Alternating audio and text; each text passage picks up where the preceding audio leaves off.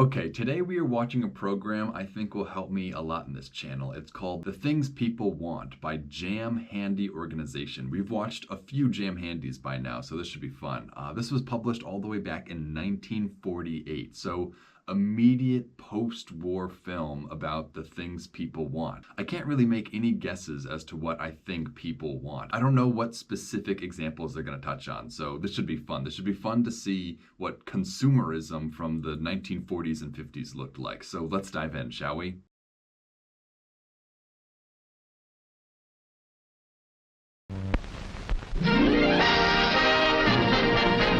Oh wow, look, it's Walgreens. That's so funny. That's like already I recognize the store. Oh, that's so funny. Jameson Handy presents.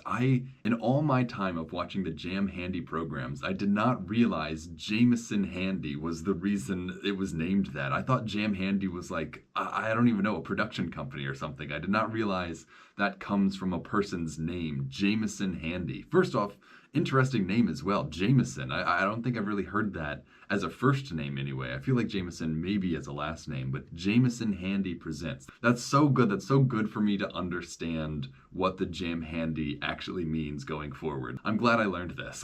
Maybe it's not so interesting for all of you watching, but having watched so many of these, I like knowing where they come from. So Jameson Handy presents. That's interesting. Good.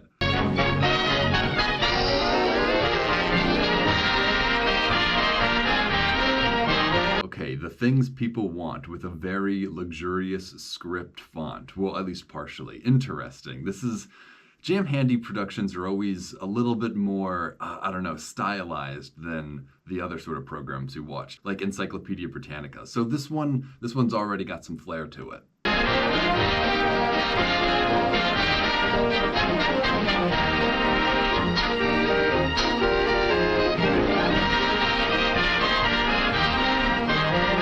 I love the little parking spots for the cars. That's something that you never really think about this early, but they already had on-street parking for these cars. Oh, imagine parallel parking. I don't even know what models these are or what makes, but like imagine parallel parking one of these cars.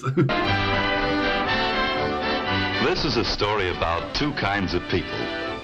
The people who buy, the customers in a competitive market, and the people who help them get what they want, the salesmen. Oh, this should be very interesting. This is already giving like classic vibes of how to like take advantage of people. Like consumerism core, you know? We're all customers quite often, and we're all salesmen now and then. Salesmen of things and of ideas. The reason I feel like I should say the reason I wanted to watch this is because I want to help sell this channel more. You know, I want to be the businessman getting customers in the door for this channel. So I'm trying to find lessons here that I can apply to this channel. And there's a lot to selling anything. There are rules and ways of doing the selling job that have to be followed if we expect to be successful in a competitive market. In a competitive market. See, that's what I'm saying is YouTube now is a competitive market. So I gotta be thinking about this sort of stuff.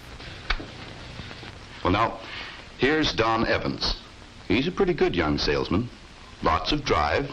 Spends his time off the floor studying his product, planning his next day's work.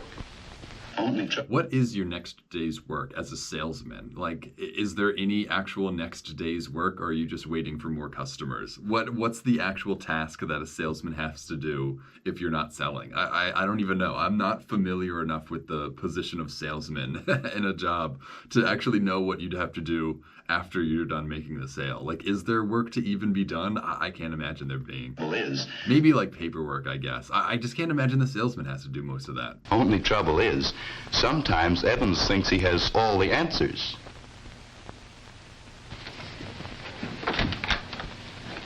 Say, Don. Oh, yes, Mr. Carter. Can you come into my office for a few And minutes? here's Jim Carter, Evans' boss. He doesn't. You know, I like how this guy's name is Evan. Oh no, is it? It's Don Evans, isn't it? Yeah, that's good. So Evans is the worker and this guy's the boss, Jim. You know, Jim is actually my middle name, so it works, Evan. He doesn't always agree with Evans. Don, my calendar says that you've been with us just 3 months to the day. That's right. Still like it? Oh man, we have the classic what is it, transatlantic accent here too. This is such a time capsule of true Americana. We have the transatlantic accent, we have consumerism at its absolute peak. This is so good. This is a pure snapshot of Americana right here. Oh, yes, sir. I like selling. I like it here. I like the job, too. I just hope the job likes me. Like, why does it sound like he's speaking like jive or something? Like, there's so much rhythm to the way he's speaking. I can't imagine people actually spoke like that. Sit down. Well, Don, for a man who's only been with us 3 months, I'd say you were doing all right. But you know, Don, successful selling in this business or any other isn't all just a matter of natural ability or the will to win. It takes a lot of hard work, study, practice, and above all, a thorough understanding of what selling is really all about. You remember, Don, when you first came here, we had several sessions on what selling really is and how to go about it? Uh-huh. I think you caught on fast, too, for a start. It's a pretty impressive dialogue scene, not gonna lie. Like, it's rare even in movies to have dialogue go on this long with camera movements and blocking and all this sort of stuff. So this is already an impressive production that we're watching right here, regardless of the subject material or like how kind of boring it already is. The actual filmmaking on display here is pretty impressive relative to what's being made now. But before we go any further, it might be a good idea to see where we're at so far. You know, Don, right now you're forming sales habits that are going to stay with you. It's easy to form the wrong habits that are hard to get rid of. On the other hand, it's just as easy now to form the right habits.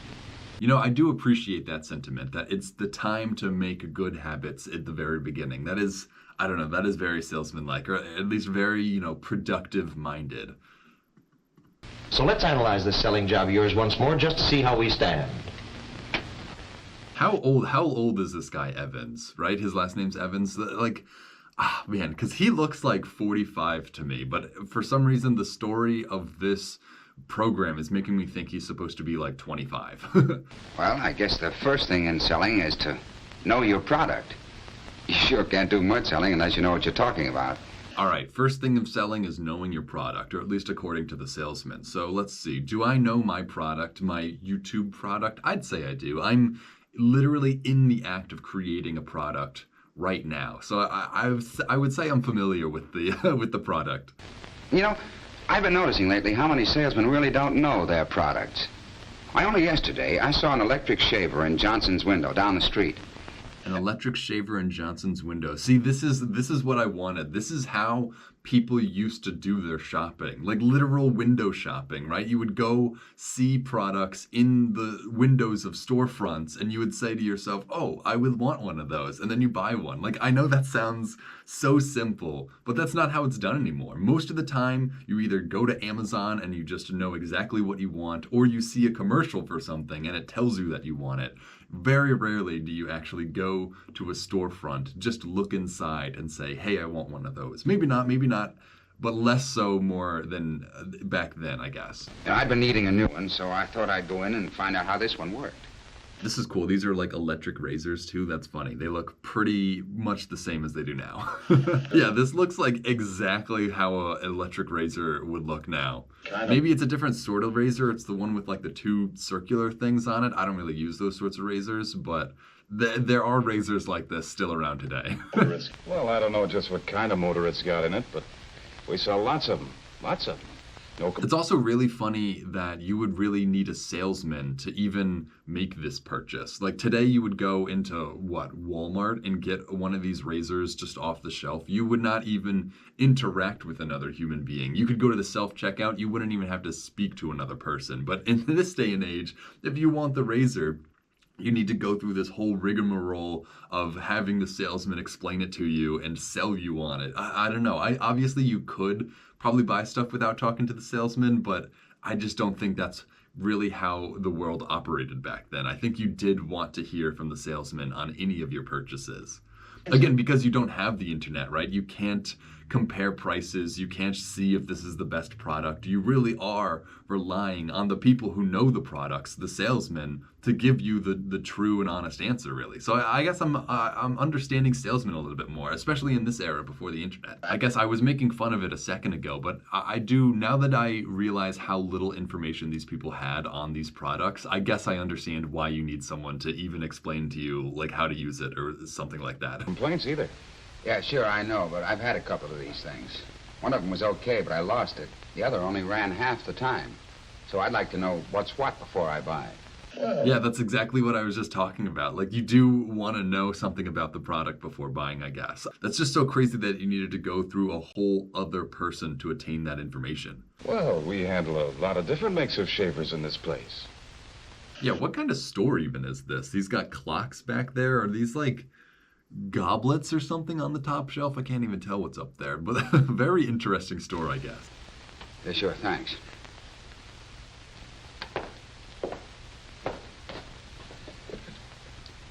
All that guy needed to make a sale was just a little information about his product. I was all ready to part with $20, but not without knowing what I was buying. $20 for an electric shaver. That's interesting because I feel like you could get an electric razor these days for like $20. So back then that was probably like $100 or like $200, honestly. I don't know. I really wish I could commit to memory inflation rates. Maybe I should like put a graph right here of just inflation rates. It's just so that I can recall them, because I feel like that's a lot more money than what it sounds like today. And he didn't know his product, so...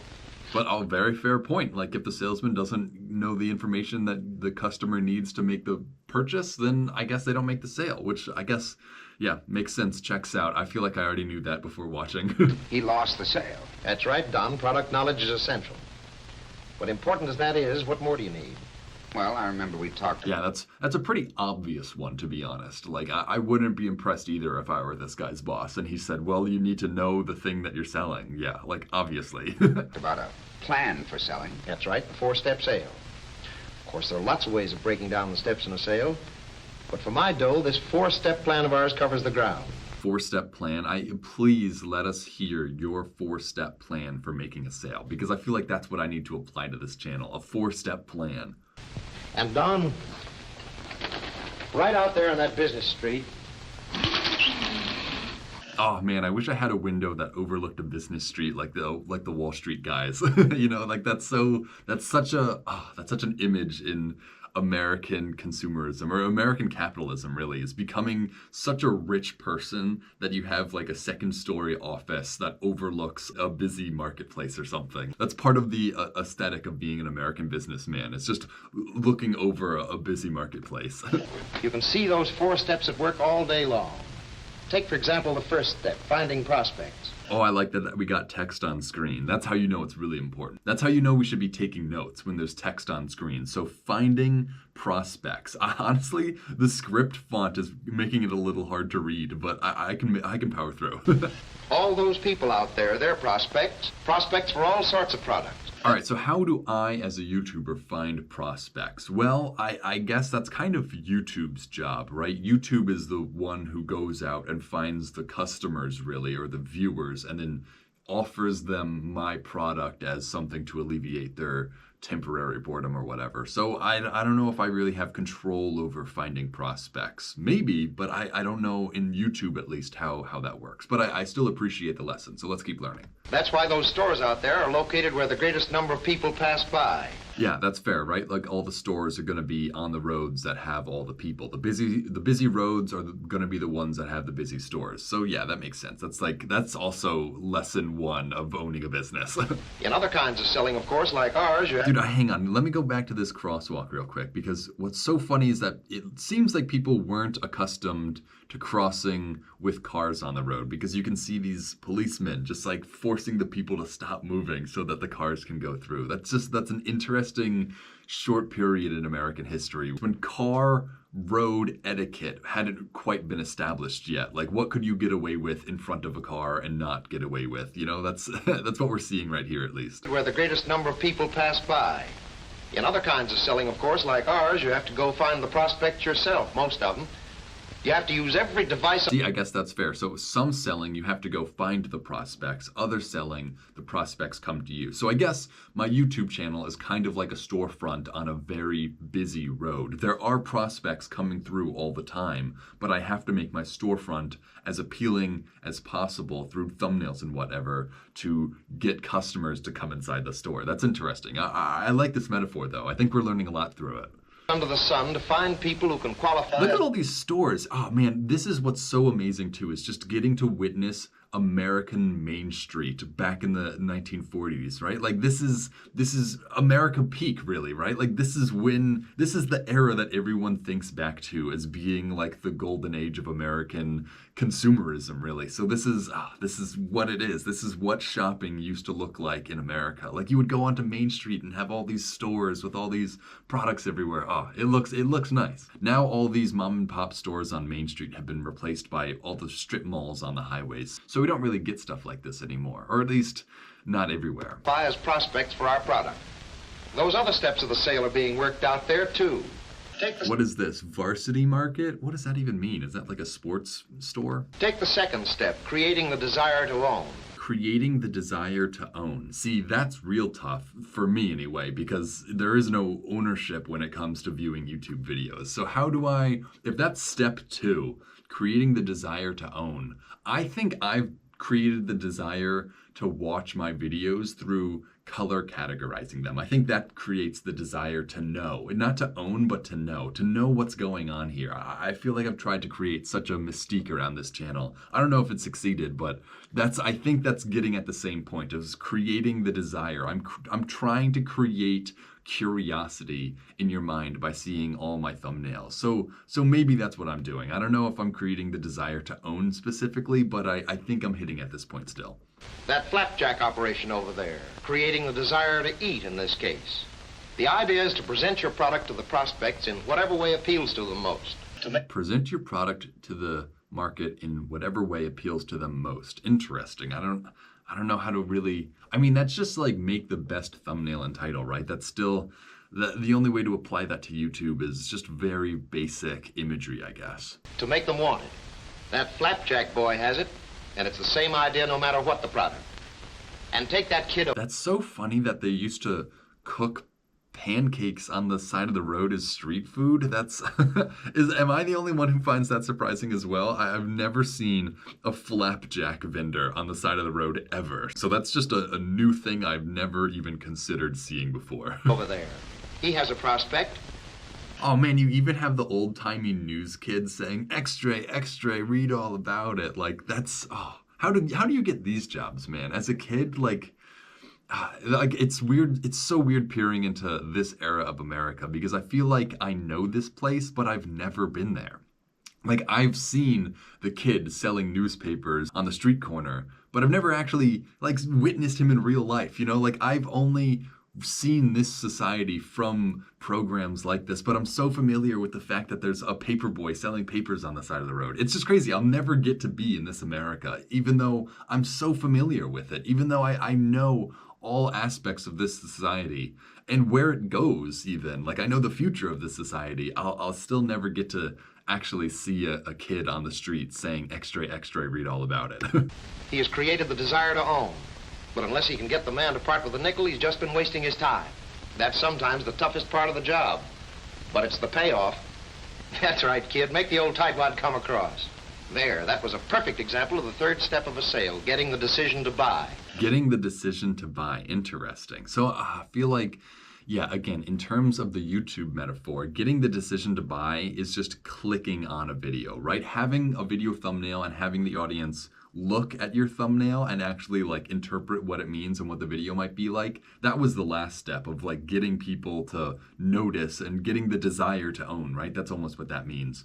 But actually getting the decision to buy in the case of YouTube means actually clicking on the video. So interesting, but I don't know what different I could do in terms of those two things. Like that's still just thumbnail title to me. And there's an example of the final step. Well, hang on. We got these prices. Let's see. So we got peas, 19 cents, butter, 77 cents, corn, 18 cents. That's so funny because I can get 10 heads of corn for $2, which makes each head of corn 20 cents. So that's pretty much the same price of corn, to be honest. I don't really know about butter or peas, but like that's the same price as my corn. Unless there's like multiple heads of corn that you can get for 18 cents, then that's like almost the same price of corn that I get. Delivering the product right. Delivering the product right. I feel like that's the phase that I'm in currently as I speak, right? I am in the act of delivering the product correctly or incorrectly. That's really the part that's up to me, I guess, is I have to deliver the product. I have to make this an engaging watch for all of you. So that's the toughest part, I think. I really am shocked that I'm able to pull that part off at all. The fact that anyone at all is watching this is impressive to me. By delivering the packages right to her car, the clerk has followed up his sale with a goodwill gesture that should bring the customer back again and may help get her... a goodwill gesture. What can I do as a goodwill gesture to get my customers coming back? Oh, I leave comments. I read your comments and I respond to most of your comments. And I do that not just because I'm a kind soul or anything, but because I do want you all to see that I will respond to your comments and come back and comment again and comment more. Like there's a very clear connection in the business mind between carrying a woman's groceries to her cars and commenting on your posts on this video. Get her to send in her friends. Well, I think I've got those 4 steps pretty well in mind, Mr. Carter. Yeah, I'll say the same. I'm pretty sure I'm hitting all those points. Maybe the last one the weakest, maybe, but like I'm getting them all, I think. In fact, I've got them all down right here. And in addition, I've tacked on some reminders of some of those other things we talked about. You know, the rules for handling people. Good. Why does this feel like it's almost done? Like, I feel like we already went through the entire lesson. We're like 6 minutes into a 20-minute long program. So I guess we have a little bit more to learn about salesmanship. Good, let's hear them. Ask questions. Oh, I like the little pictures. That's so funny. Like, what? That's such a funny, creative little picture, too. Ask questions. Interesting. That's a very fair point, actually, because that's like half of what I do on this channel. It's just ask questions that I cannot get the answers to until you guys watch and let me know in the comments. So yes, that's another strategy I have as well for salesmanship, is asking questions. That's good. That's point number 1. Seems like the only way you can find out how to handle a prospect is to ask questions that'll get him to give you the information you need. Yeah, sometimes the only way to get you guys to leave comments is to ask questions. Let the prospect talk. All right, yeah, you guys have infinite space in the comments to write your comments. So yeah, feel free to talk all you want. Let the prospect talk. That's the only way. But this is an even better lesson for like true salesmanship. Like most people have the most boring things to say about themselves when trying to buy something. So just let them say their piece. Act like you're listening and like you care, and you will make a friend out of that for sure. This is a pretty like standard assessment on how to make a sale. Like, yes, all of this is important, but these are mostly just people skills. More than anything, these are just knowing how to interact convivially with other people. Only way you can discover what he really wants, what he's interested in, whether you're on the way to selling him.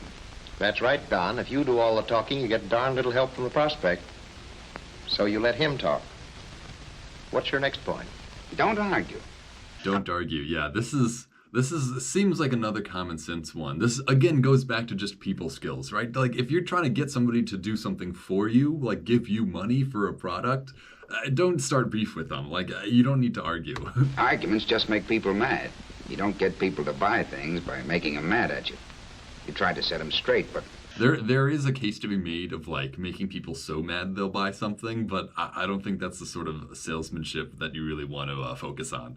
not by Like I can think of examples of making people mad so they buy something, but it's usually not the person making them mad who is selling them the stuff. Whatever.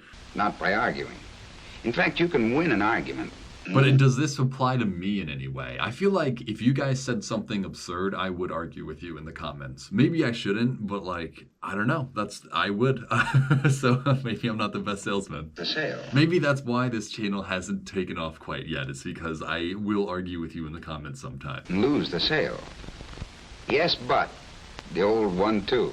Yes, but. Oh, I gotta write this down. See, you guys should be taking notes. This guy was taking notes, and he was drawing pictures, too. What a funny, weird way to draw legs. Like, he's just has such a weird... I bet it's not even the actor who drew all these, but, like, whoever drew all these, somebody art-directed these. That's more important. Is that somebody was like, yes, this is what these images need to be for the screen. But, yes. But, like... What weird legs. I've never seen somebody draw a stick figure with legs like that. Is this a weird, antiquated way of drawing stick figures? Probably, right? A weird 1940s way of drawing a stick figure. You tell the prospect, well, yes, that would seem to be the case. But there's another angle. You know, Don, using the yes, but is one way to avoid an argument and get the prospect thinking along your lines. Agreed. Yes, but that's so interesting. I got to look for that in real places now. He says, I can't imagine a way to apply that to a YouTube channel. Yes, but if you guys can, let me know in the comments. if what he says may be partly true or used to be true, and then get in your licks. Repeat the objection. Then the prospect knows you've got it straight. Repeat the objection. That way they know you have it straight. Interesting. All right. So yeah, again, this is mostly people skills. Just reiterate the things that the person you're speaking to wants you to know so that they know that you know it. And obviously, yeah, again, people skills more than anything. Or maybe he'll back down a little, or even admit that this isn't his real objection at all. That's so funny how there have been like 3 pages already on like how to argue with people. Like that is the main point of being a salesperson, honestly, is to argue with people and to get them to buy your product. And finally, concentrate on the main objection. Concentrate on the main objection. See, like the mentality that they're going into this, that there is going to be a main objection. I wasn't even thinking that there was going to be like, oh, but you know what? That is true. Like when you're trying to sell something, there's always like the one thing that the customer has that like you can't get around on. Like there is the main objection, the concentrate on main objection. Okay, I'm getting it. Answer it to the prospect's complete satisfaction. You can usually get him so he has to say yes when you ask for that order. Of course, there's probably a lot more to this business of handling people. well, Do we even know what this guy specifically is selling? Did it establish what sort of salesman he even is? I feel like it didn't, right? I mean, obviously, there's no point. He's just an actor. This is all constructed, but I want to apply it to his world also. So I don't know, whatever. well, Don, that's all good stuff. You seem to have the right slant on a lot of things. But some things... You know, this is also, it's funny because this is also applicable to selling merch on YouTube. Like, not only is getting people to watch my videos part of my business, but getting people to buy my products, like my butterfly, oh, it's not up, my butterfly poster and my Mars mat back there. They're both not up, are they? well, but getting people to buy those is also part of being a salesman. So it's interesting. There's a lot of lessons to apply to my world. It's funny, I don't think of myself as a salesman, but I certainly am now that I've been watching this and have been applying every point to my life. I guess I am sort of a salesman. Place along the line, you seem to have missed one of the most important points of all. Why, I thought I covered most everything here. Look, Don, you talk about rules for handling people. But just what are you trying to accomplish with these people, these prospects? What are you driving at?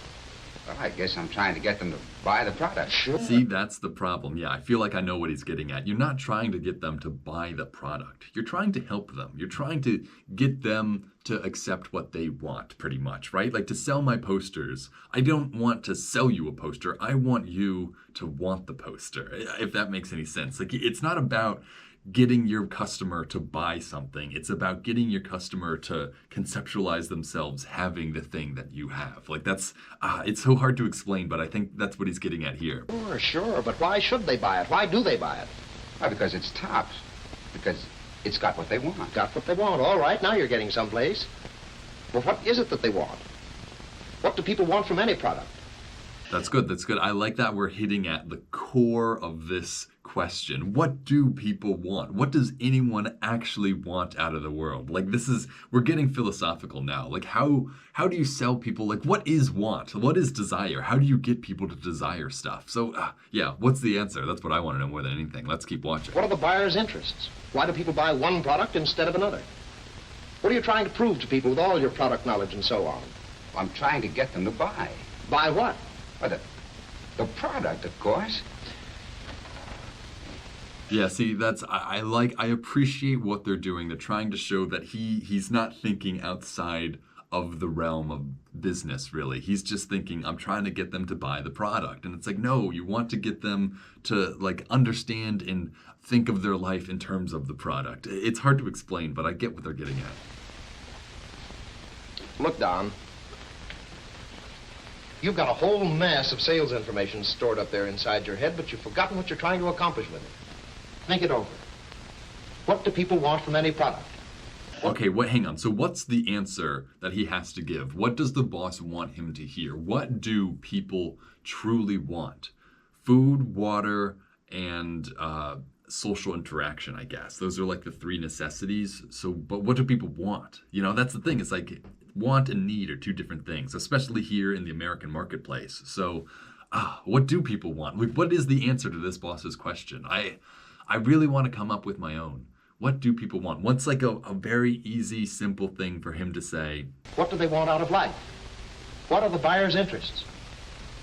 I guess maybe that's the point, is that everyone is different. Everyone wants different stuff. So the point of being a salesman is to read people and understand what people want. If you can tell that this person doesn't want this product, then you don't need to invest time and energy in them. But if you can use your social abilities to figure out what individual people want at any given time, then you can be a better salesman of pretty much any product. So maybe that's what he's getting at. Wow, fade out on that question. So yeah, we're gonna leave that unanswered for now. I hope they circle back around to that though. I love this page. What do people want? Underline, underline, question mark. Like, this is like, this is a glimpse into the mind of people in the 40s. Oh, and of course he's smoking a cigarette too.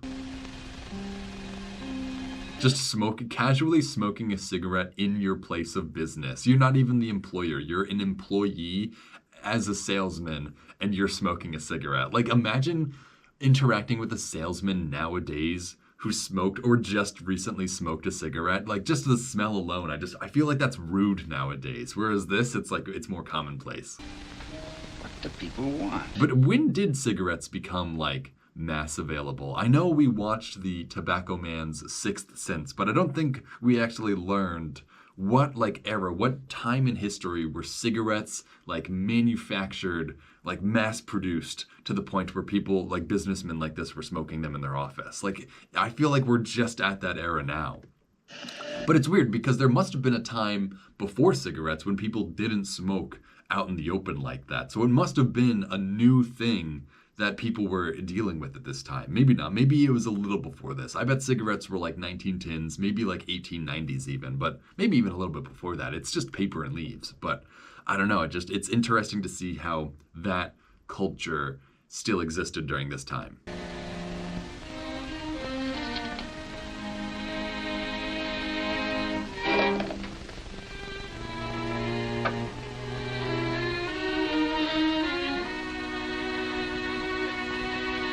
Gosh, what did he write now? What do people want? He just rewrote it over and over again. I hope these are someone's legitimate doodles. Oh, like, what is this guy with the stick figure kicking a football or something? Like, I do appreciate the doodles. This feels very authentically like human doodled. I don't know. This doesn't feel art directed. I would honestly believe this was made by the actor.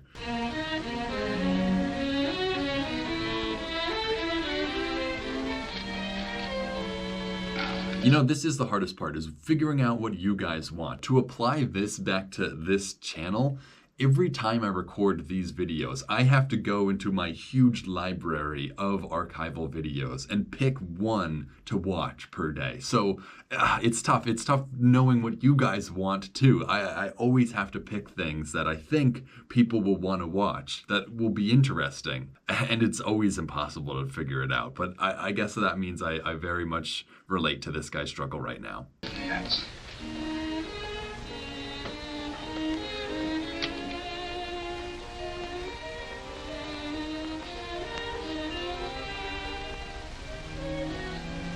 Look at the fashion, the high-waisted pants, like those need to come back. I would look so good in pants like this. I'm so tall that this is the only way I would look good.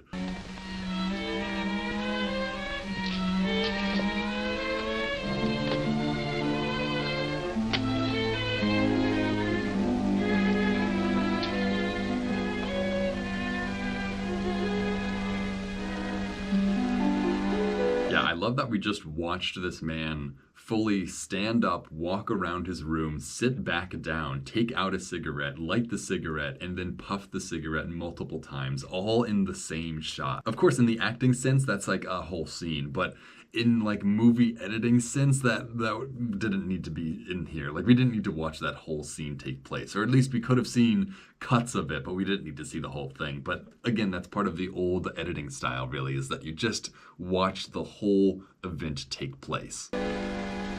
Oh, what do people want? What's the matter, Don? Don't you know what people want? What?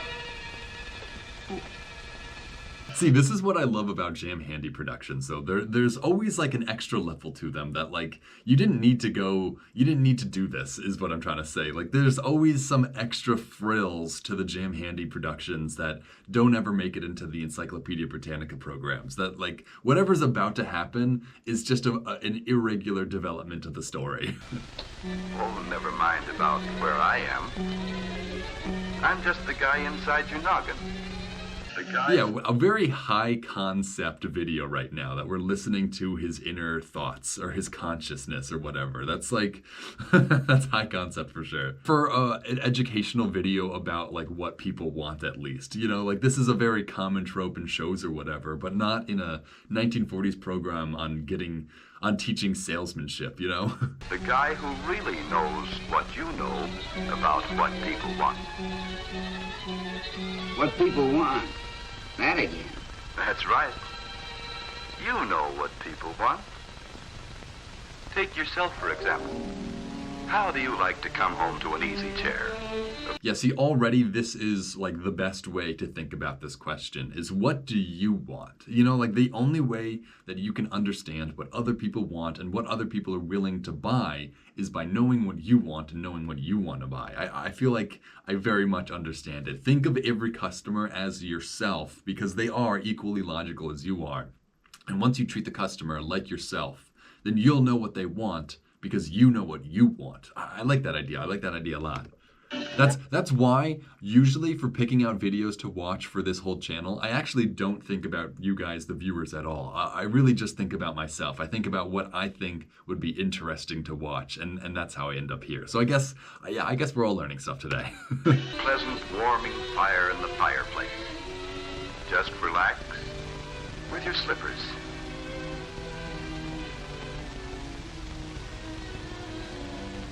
Your pipe. This is fun. This is a fun little jump cut scene where they're giving him little things through jump cuts. It's a fun little film technique. It's so simple. This is like lesson 1 of like visual effects, I guess. It's just have him stay in the same place, hand him the pipe, and then, you know, continue rolling or whatever. It's so funny that they're using this trick as if it's like the newest big trick in filmmaking. Like, oh, you know, freeze frame, jump cut, whatever. Your newspaper.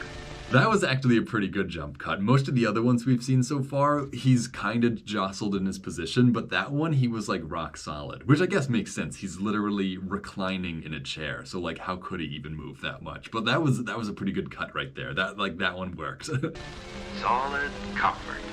Comfort. What do people want? They want comfort. That's what I try to offer them with this channel too. Like, this is so good. This is like exploring my own psyche a little, because this is what I'm trying to offer you guys. I'm trying to give you something that you can put on and have on for an hour or more. You have hours of content of me watching these sorts of things. So if you want to be comfortable listening to my voice, boy, do I have a channel for you. So I am trying to give you guys comfort. This is very true. This is ringing so true for me. Like that's what I want. I want you guys to watch this while playing games on your phone or something. Like, I'm trying to allow you to be comfortable. Like, it makes so much sense. Yes. Yes, comfort is mighty important to you and to a lot of other people.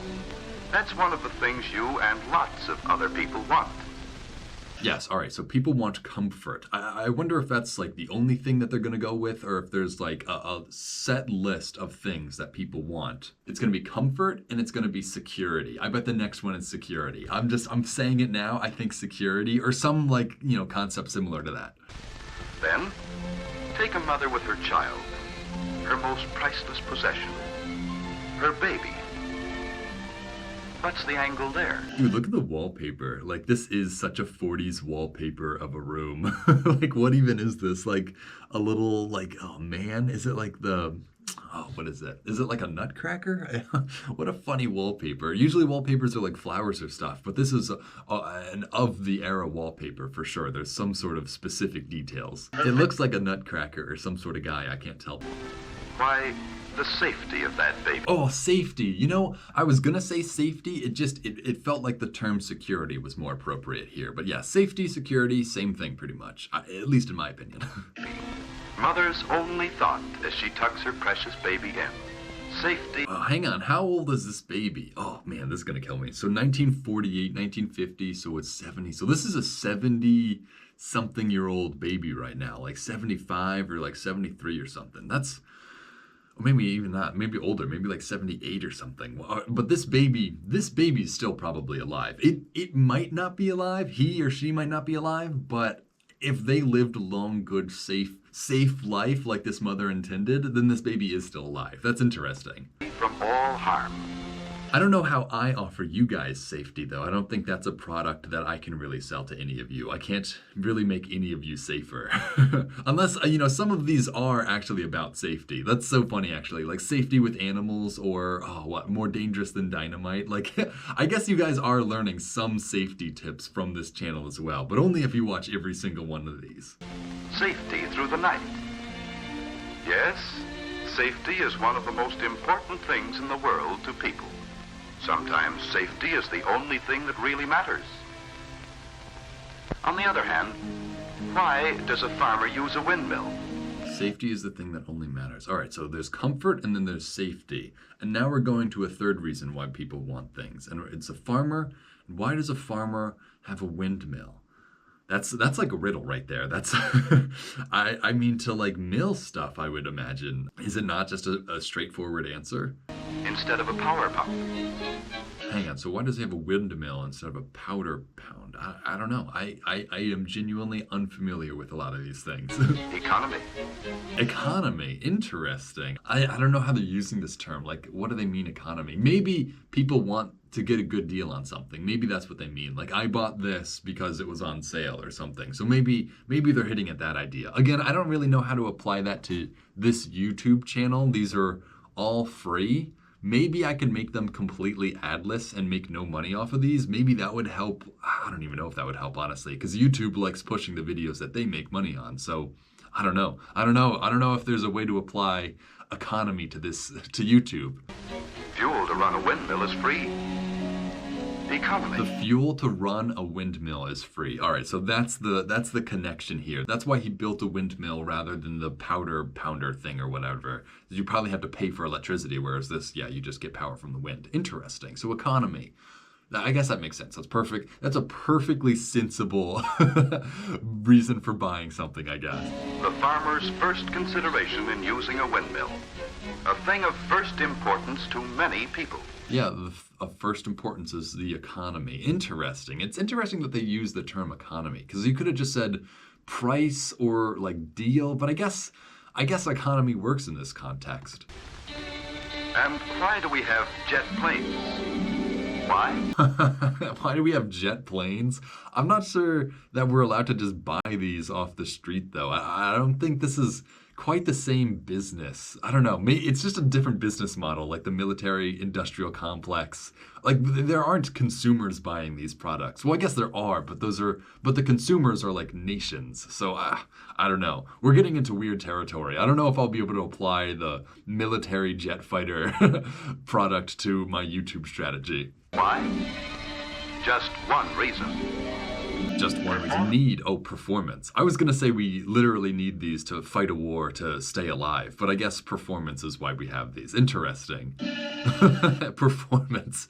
I don't know. I don't know about this one. But ironically, like my performance here, I think that's a different use of the word performance, but my performance as I'm currently speaking is kind of the product that you guys will be buying. So I guess that sort of works. Performance.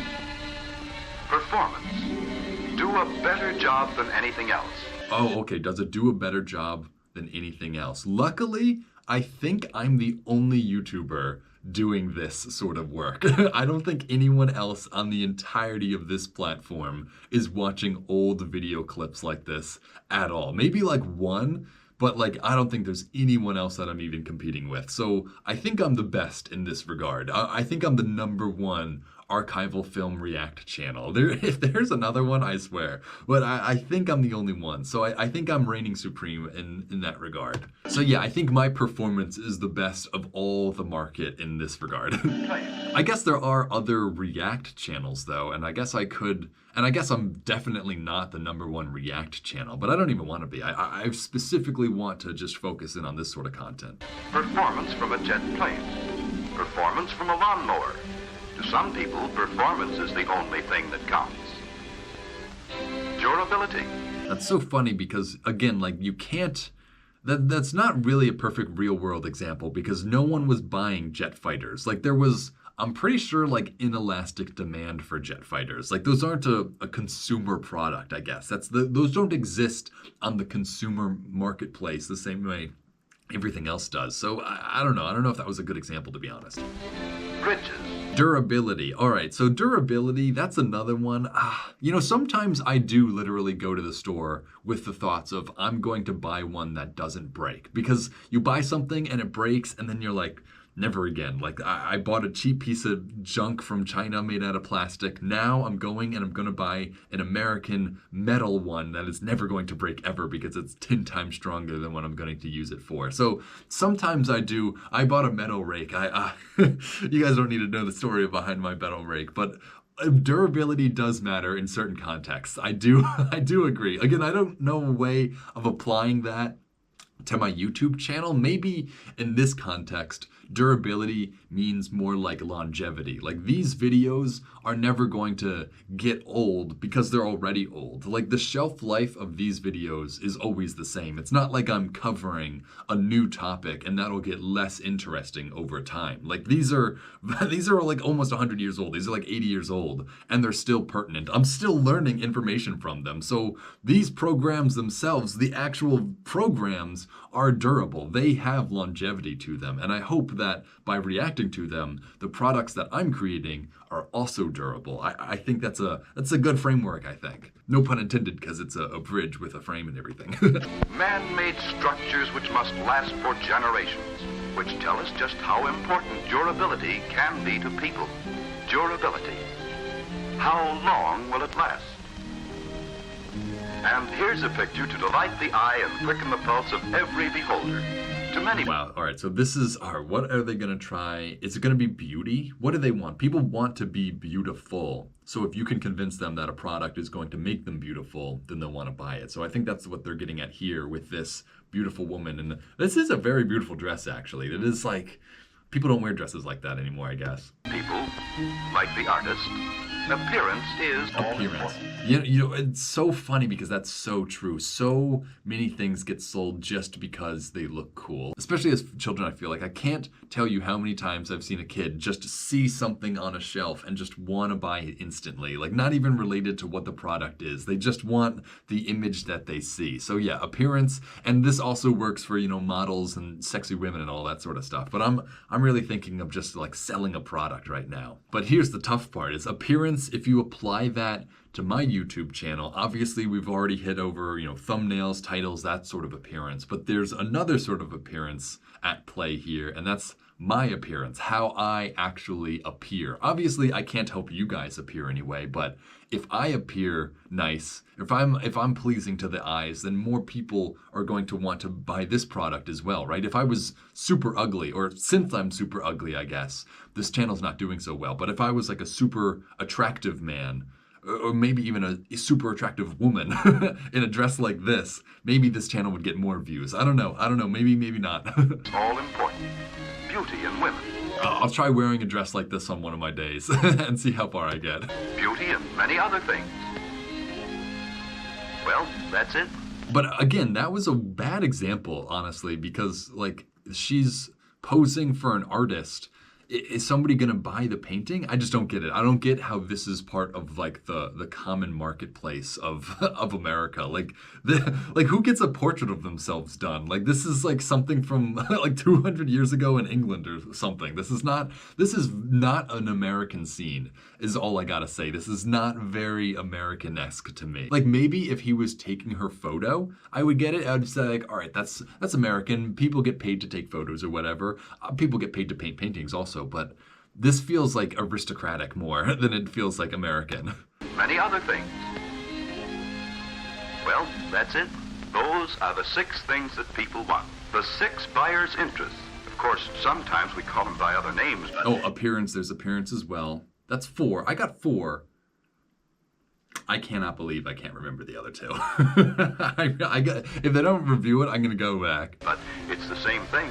For example, take that cigarette.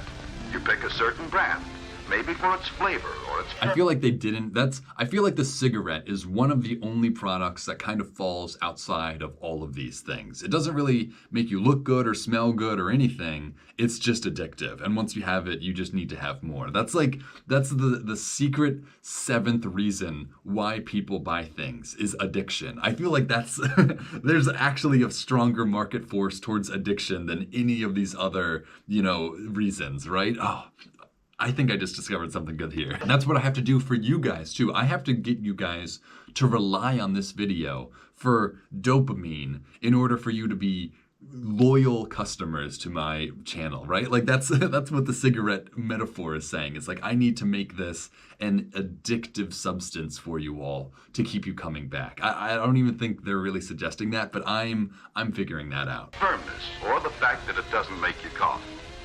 Well, in a cigarette, those things all add up to performance. Performance. See, no wonder I couldn't remember that because that's just so general, to be honest. Oh, that was the fighter plane, wasn't it? Yeah. See, I'm not buying those, so I'm not remembering that example. Performance in a cigarette. I guess that's what you want out of a cigarette. Again, like, I guess there's so many ways to interpret that, but I would say cigarettes are the secret 7th reason people buy stuff, and that's addiction. Why do people get addicted? Well, that's a whole nother video, I guess. I think there actually are programs on addictions that I might watch in the future. Oh, yeah, that's right. But doggone it.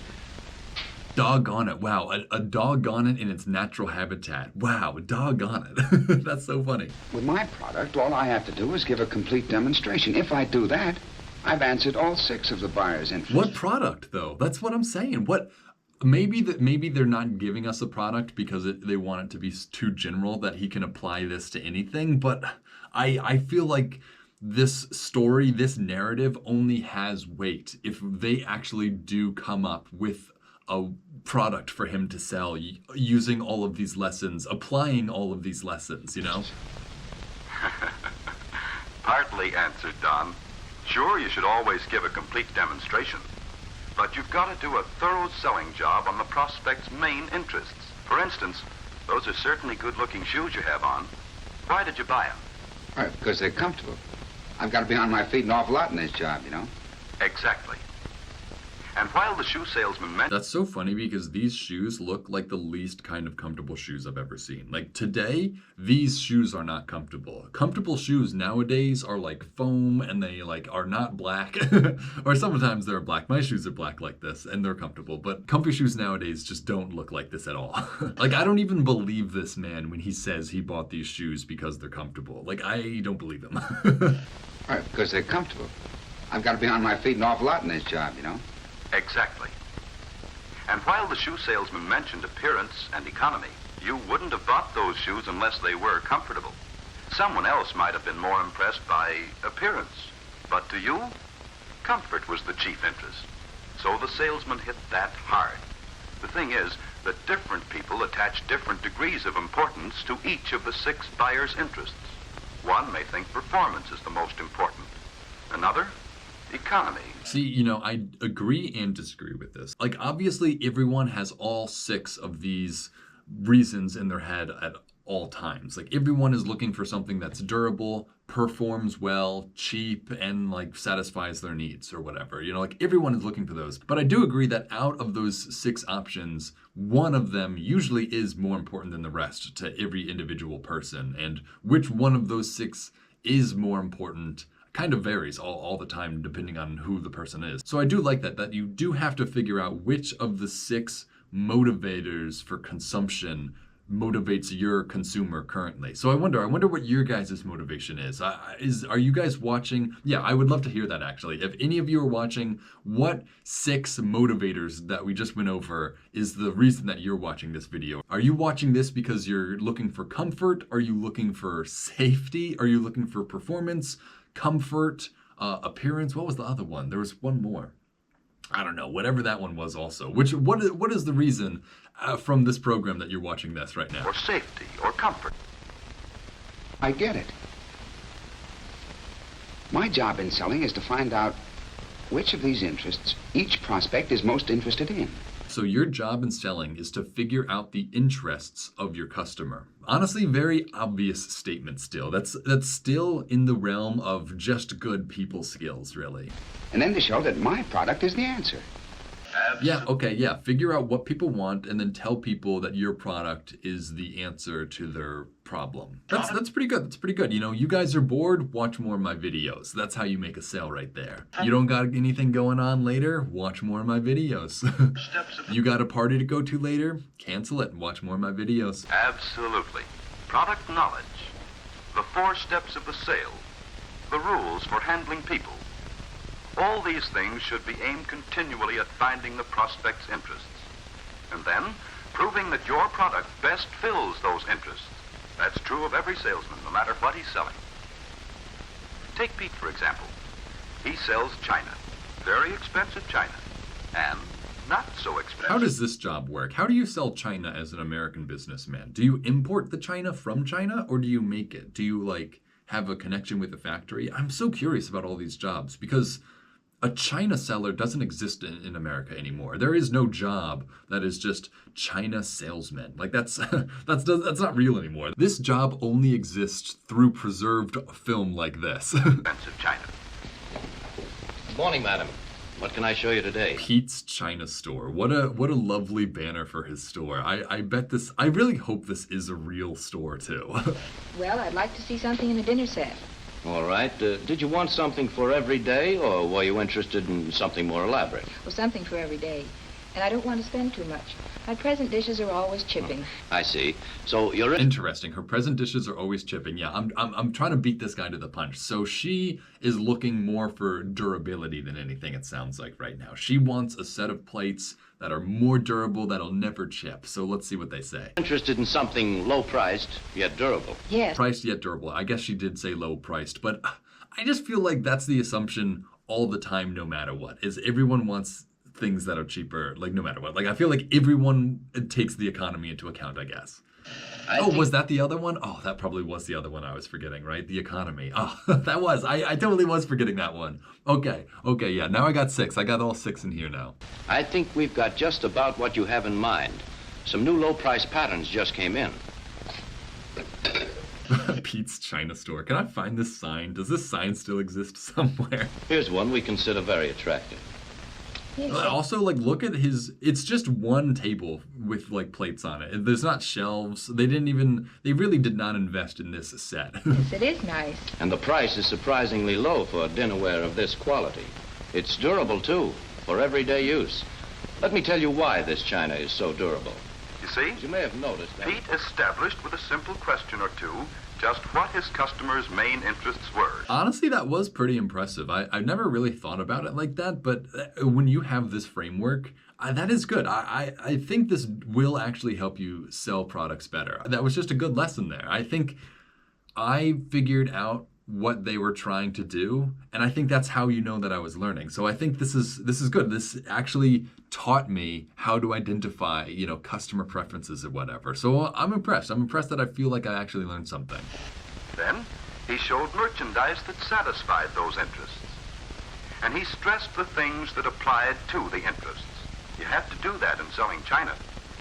And you have to do it in selling men's suits. Hey, I'm beginning to think this isn't a real store. Pete's clothing store as well. This Pete is like the town businessman. And I love how he also only has one rack of jackets in his clothing store.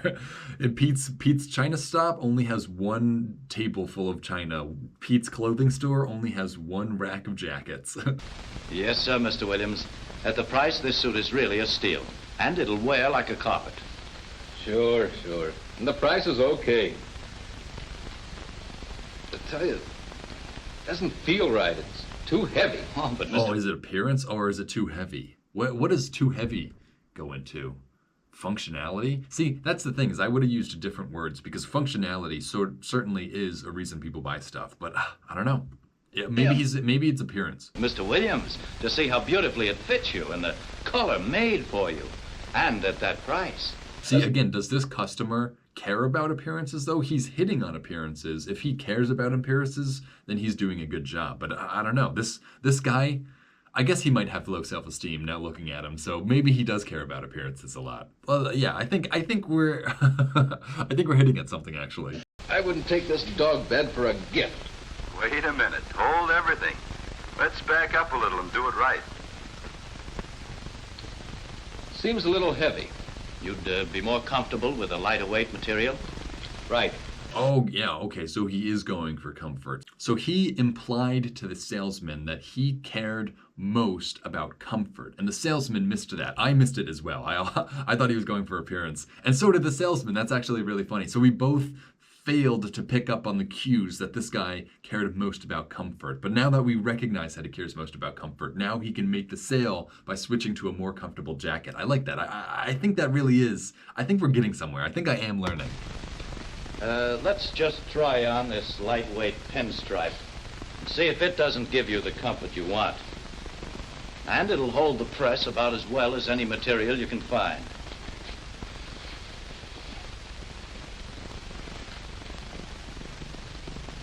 Well, what's so funny is they must have put a mirror somewhere off screen because it really does look like he's looking at himself in the mirror. Like either this guy's the greatest mirror actor or he has a mirror to look at. this is better. Yes, that was better. When a prospect gives you a hint as to what his interests are, stay on the beam. That was pretty tough though. You blink and you miss it. Like that does show you just how closely you need to listen to the words of your customers. Like you need to be able to pick up on every little thing they say and organize it within your framework of understanding so that you can pick out the proper method or the proper, sales pitch for the right customer. That does reveal how active your brain has to be while trying to make a sale. Prove his interests. If he wants comfort, sell him comfort, not price or appearance. A good salesman keeps that constantly in mind in selling clothing, and it's the same thing with radios. Oh man, Pete's radio store. Man, God bless Pete. He is a true captain of industry. Again, one shelf, couple of radios, that's all you got at Pete's radio store. Real furniture construction, as you can see.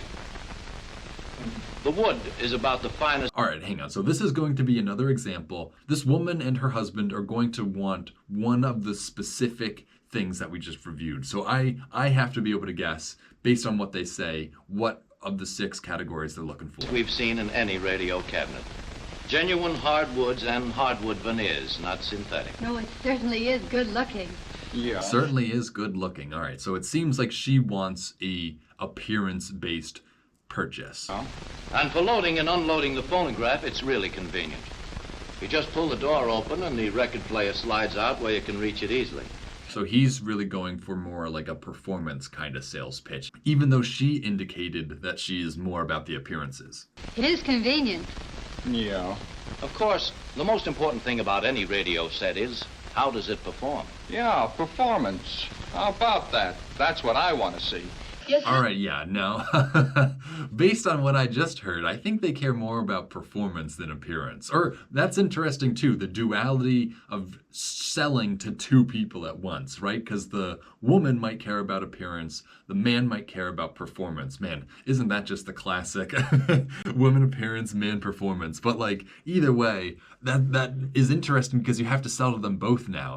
That is interesting. yes, how does this one perform on this new FM everyone is talking about? The new FM that everyone's talking about. What a beautifully preserved nugget of history. The new FM that everyone's talking about. That's the the radio channel. That's so funny. Well, The new FM. Like, no one has referred to FM as new since this was made, pretty much. About. Well, just wait till you hear it. But first, I'd like to tell you some of the reasons why the performance of this set is so much superior. All right, so he's going to hit on the performance because he heard that the husband cares about performance. Honestly, that is interesting. Who do you try to sell to more in this circumstance, the man or the woman? Because even if this is a classic, like, man-woman sort of setup, even though the man has the money probably to be spending, he's probably going to go with what the woman wants. I don't know who you try to sell in this scenario. Obviously, you try to sell them both, but if they want different things, then which one do you focus on selling them, Now, performance begins right here. I think performance is the way to go. Even because the appearance speaks for itself pretty much, but the performance needs to be shown, I guess. Well, there are lots of ways of doing it, but you have to find out which of the 6 interests your prospects are most interested in. Yeah, this one was a little easier. He literally said the specific phrase out loud, so that one was not so much of a test. Then, you have to demonstrate your product in terms of that interest. Well, Don, that's the story. I like how this is all happening inside the mind of this crazed salesman. Like he's hearing a voice inside his own head going insane in his office as he's witnessing these like salesmanship like presentations. Actually, you really knew those things all along. You just have to remember them all the time at every step of the sale. Remember what people want. What a good scene too. Like as an actor, like the direction here is just like sit down and act like you're hearing somebody talk to you. like he's been doing this one scene for like 10 or 15 straight seconds now. Which again, you don't really think about in production terms, but when you're in my mindset of like how long have we watched this one angle, it really is a remarkable shot. That's what Carter was talking about. Things people want. No, he said the title. There we go. I feel like that's got to be on the bingo card somewhere. 6 buyers' interests: comfort, safety, economy, Oh yeah, that was the one that I got, was economy. I forgot the third one, economy. durability, performance, and appearance. Yes, sir. That's it. That's so funny that they have an answer to this question, right? Like, I figured the question, what do people want, was an open-ended question because everyone's different, everyone wants different things. I was not expecting to receive an enumerated list of things that people want, specific things that people want. So I'm impressed, but I'm also a little skeptical of those being the definitive 6 things that everyone wants. I mean, I do agree that everyone wants those things, but there's more things and there's different ways of looking at things, I guess. That's the answer to what people want. All the product knowledge, the 4-step sale, the rules for handling people, they're all aimed at just one thing: finding out exactly what a prospect wants, and then proving that has it. All right, interesting. So salesmanship pretty much boils down to figuring out what your customer wants and then proving that your product has it, no matter what. That is interesting. I feel like I have become a better salesman. I need to apply these. Before I can actually say I'm a better salesman, I need to apply these skills somehow. I should come up with like an Atlas Pro merch product just to test this. You see? I knew it all the time. See, Jam Handy always does those fourth wall breaking little moments at the end too. Jam Handy had such a vision for his productions. It's so interesting. Is this the same guy from some of the other Jam Handy? Is this Jameson Handy? That would be hilarious, but I can't imagine it is. This must be some sort of actor that he uses. But this guy looks like he was the same guy from Free and Easy. Can somebody go back to Free and Easy? It was a blue, not a yellow. Oh, is this the same guy or is this a different guy?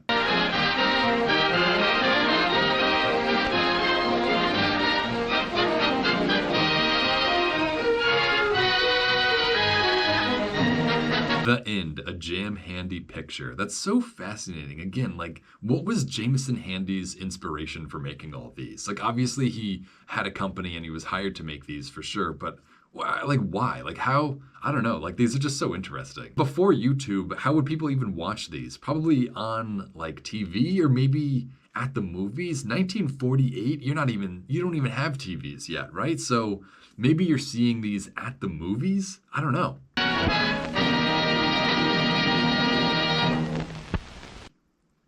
Okay, that was it. That was The Things People Want. Overall, I'd say a pretty educational film on being a salesman. I feel like if you've never thought about selling people stuff before, you should watch this before starting a business or something. This will definitely teach you some basics of being a salesman. Obviously, there's a lot more nuance and complexity to the job, but I feel like understanding the social behaviors that guide our purchasing decisions really will help you make better sales. Like understanding, oh, this person wants durability, this person wants safety, this person wants appearance, this person wants economy. Being able to figure out, to read a person and understand what they want, and then being able to sell them on that is, it's almost like a superpower, honestly. Like, I wouldn't have said that at the beginning of watching this, but now having watched this, I will say that is like a power. Maybe not a superpower, maybe more like a sixth sense, like being able to read somebody and know what they want and sell them on it. That's more of a sixth sense than a superpower. Superpower is a little bit much for that sort of ability, but that is like a sixth sense, and some people do have it. I think there is something to be said about the sociability of a person when it comes to business as well. Like, you need to be able to not only recognize those traits in people, but communicate that you recognize those traits as well. You need to be able to not only figure them out, but you also need to give them what they want ultimately. So yeah, very educational. I feel like anyone who watched this is going to be better off as a salesman than somebody who has never watched something like this before. Again, nothing here was really groundbreaking. This isn't like rocket science, but I feel like I do have a few lessons to take away from this, and I hope you guys do too. And if you enjoyed watching and you would like to help support what I do here, you can follow the link in the description that'll take you over to the Internet Archive. The Internet Archive is where I find all of these old programs. So if you want to support me, donate to them. You know, that's funny because that's a sales pitch in and of itself too, right? So maybe I should rethink that sales pitch as well. Well, anyway, I think we're good for now. I think it's good to cut to black.